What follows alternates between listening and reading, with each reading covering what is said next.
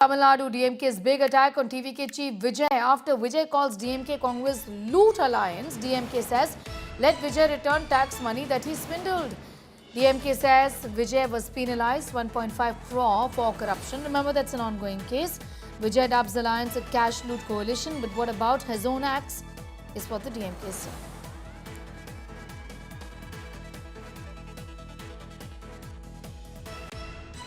விஜய் முதல்ல அவர் கொள்ளையடிச்சு பணத்தை வெளியில விட சொல்றாரு. காரணம், சென்னை உயர்நீதிமன்றத்தால் 1.5 கோடி அபராதம் விதிக்கப்பட்ட ஒரு மனிதர் தான் விஜய்.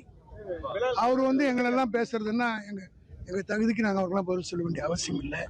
காரணம் என்னன்னா, யார் கொள்ளையடிச்சிருக்காங்க, யாருக்கிட்ட ஒரு பணம் வாங்கி இதெல்லாம் செய்யறாரு, என்ன நாடகம், இதெல்லாம் இன்னும் கொஞ்ச நாள் வெளிச்சத்துக்கு வரப்போ. இவ்வளவு பேசுறாரு, ஏன் மோடியை பத்தி ஒரு வார்த்தை பேச மாட்டேங்கிறாரு? திமுக இன்னைக்கு ஆட்சிக்கு வருவதை யாராலும் தடுக்க முடியாது. உண்மையிலே இந்த எலெக்ஷன் எதுக்கான எலெக்ஷன் சொல்லட்டுமா?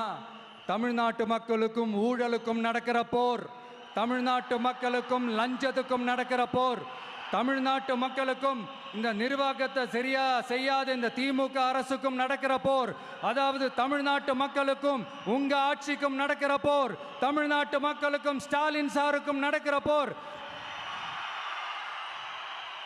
இன்னும் சுருக்கமா சொல்லணும்னா, விஜய்க்கும் ஸ்டாலின் சாருக்கும் நடக்கிற போர்.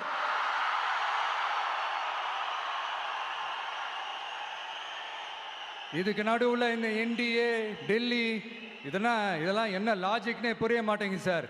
தமிழ்நாடு தான் விஜய், இந்த விஜய் தான் தமிழ்நாடு. தூய சக்தி டிவிகேவுக்கும் தீய சக்தி டிஎம்கேவுக்கும் தான் இந்த போர்.